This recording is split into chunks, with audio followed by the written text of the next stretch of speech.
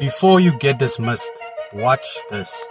Because what happens in the next few days could decide your entire future. Most employees panic the moment they get a notice to attend a disciplinary hearing.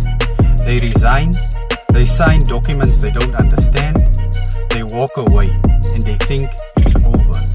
But that's exactly what some employers want you to do. The LRA is clear. You have the right to a fair process. That means proper notice, full details of the charges, and a real chance to defend yourself. No one can fire you just because they feel like it. Don't make emotional decisions out of fear. Make informed decisions with power.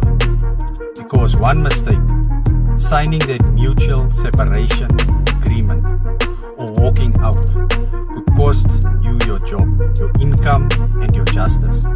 At Labour and SA, we help employees prepare, protect themselves, and fight back the right way. Because when you know the law, you hold the power.